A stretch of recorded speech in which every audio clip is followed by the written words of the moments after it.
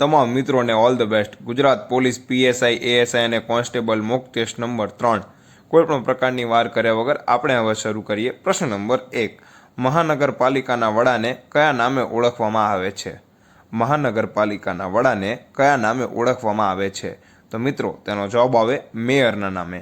પ્રશ્ન નંબર 2, પાવન ગામ યોજના અંતર્ગત છેલ્લા કેટલા વર્ષનો ગામનો રેકોર્ડ ધ્યાનમાં લેવામાં આવે છે? પાવન ગામ યોજના અંતર્ગત છેલ્લા કેટલા વર્ષનો ગામનો રેકોર્ડ ધ્યાનમાં લેવામાં આવે છે, એટલે કે તેનો લાભ લેવા માટે કેટલા વર્ષનો રેકોર્ડ ધ્યાનમાં લેવામાં આવે છે? તો મિત્રો તેનો જવાબ આવે 3 વર્ષનો। પ્રશ્ન નંબર 3, સુંદરી નામના વૃક્ષ મુખ્યત્વે કયા વિસ્તારમાં જોવા મળે છે? તો તેનો જવાબ આવે સુંદરવનના મુખ ત્રિકોણ પ્રદેશમાં। હવે પ્રશ્ન નંબર 4, સર્વે ઓફ ઇન્ડિયાનું મુખ્ય મથક ક્યાં આવેલ છે તે જણાવો। સર્વે ઓફ ઇન્ડિયાનું મુખ્ય મથક ક્યાં આવેલ છે તે જણાવો। તો તેનો જવાબ આવે મિત્રો દહેરાદૂન ખાતે। બરોબર છે મિત્રો। આ તમામ પ્રશ્નો મિત્રો આપણે જીસીઈઆરટી અને એનસીઈઆરટીની બુક્સમાંથી લીધેલા છે, તો તમામ પ્રશ્નોને એક નોટબુક જરૂર બનાવી લેવી। પ્રશ્ન નંબર 5, નાના માપના નકશાના મુખ્ય કેટલા પ્રકાર છે તે જણાવો। નાના માપના નકશાના મુખ્ય કેટલા પ્રકાર છે તે જણાવો। તો તેનો જવાબ આવે 4 પ્રકાર છે। પ્રશ્ન નંબર 6, જળ વિસ્તાર 3 બાજુ ભૂમિથી ઘેરાયેલ હોય તેને શું કહેવામાં આવે છે? જળ વિસ્તાર 3 બાજુએ ભૂમિથી ઘેરાયેલ હોય તેને શું કહેવામાં આવે છે? તો મિત્રો તેને અખાત કહેવામાં આવે છે। હવે પ્રશ્ન નંબર 7, ઘસારાના કુદરતી બળો સામે ટકી રહેલ શેષ ભાગોમાંથી કયા પર્વત બને છે? ઘસારાના કુદરતી બળો સામે ટકી રહેલા શેષ ભાગોમાંથી કયા પર્વત બને છે? તો તેનો જવાબ આવે અવિશિષ્ટ પર્વત। પ્રશ્ન નંબર 8, કાર્બન ડાયોક્સાઇડ વાતાવરણમાં કેટલી ઊંચાઈ પર ગયા પછી ઓછો થાય છે? કાર્બન ડાયોક્સાઇડ વાતાવરણમાં કેટલી ઊંચાઈ પર ગયા પછી ઓછો થાય છે? તો તેનો જવાબ આવે 20 કિમી ઊંચાઈ પર। હવે પ્રશ્ન નંબર 9, જલાવરણના 71% પાણીમાં કેટલા ટકા પાણી ખારું નથી? જલાવરણના 71% પાણીમાં કેટલા ટકા પાણી ખારું નથી તે જણાવો। તો મિત્રો તેનો જવાબ આવે 3% પાણી। બરોબર છે, 3% પાણી ખારું નથી, એટલે કે 3% પાણી પીવાલાયક છે। બરોબર છે મિત્રો। ત્યારબાદ હવે આપણે જોઈએ પ્રશ્ન નંબર 10, વાતાવરણમાં ઓક્સિજન કેટલા ટકા પર્યાપ્ત છે, એટલે કે વાતાવરણમાં કેટલા ટકા ઓક્સિજન વાયુ રહેલો છે? તો મિત્રો તેનો જવાબ આવે 20.99%। બરોબર છે, 20.99% જે એક કમ્પ્લીટ આંકડો છે, તેનું ધ્યાન રાખવું।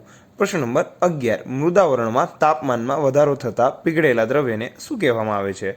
મૃદાવરણમાં તાપમાનમાં વધારો થતાં પીગળેલા દ્રવ્યને શું કહેવામાં આવે છે? તો મિત્રો તેને મેગ્મા તરીકે ઓળખવામાં આવે છે। તેને મેગ્મા તરીકે ઓળખવામાં આવે છે।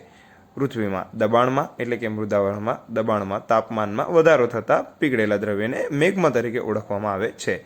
હવે પ્રશ્ન નંબર 12, ભારતનું રાષ્ટ્રીય પ્રાણી કયું છે? ખૂબ જ સરળ પ્રશ્ન છે મિત્રો, તેનો જવાબ આવે વાઘ। ત્યારબાદ પ્રશ્ન નંબર 13, ભારત દેશમાં આવેલ પ્રખ્યાત સ્ટેચ્યુ ઓફ યુનિટીની ઊંચાઈ કેટલી છે? ભારત દેશમાં આવેલ પ્રખ્યાત સ્ટેચ્યુ ઓફ યુનિટીની ઊંચાઈ કેટલી છે? તો મિત્રો તેનો જવાબ આવે 182 મીટર। 182 મીટર। હા મિત્રો, આવા ખૂબ જ સરળ પ્રશ્નો પણ પૂછી શકે છે। બરોબર છે મિત્રો, એટલે દરેક પ્રશ્નોને ધ્યાનથી વાંચો, કારણ કે દરેક પ્રશ્નને આપણે યોગ્ય ગુણ મેળવવા ખૂબ જ જરૂરી હોય છે કોમ્પિટિટિવ એક્ઝામની અંદર। હવે પ્રશ્ન નંબર 14, ગુજરાત રાજ્યનું સ્થાપના વર્ષ કયું છે? ગુજરાત રાજ્યનું સ્થાપના વર્ષ છે 1960।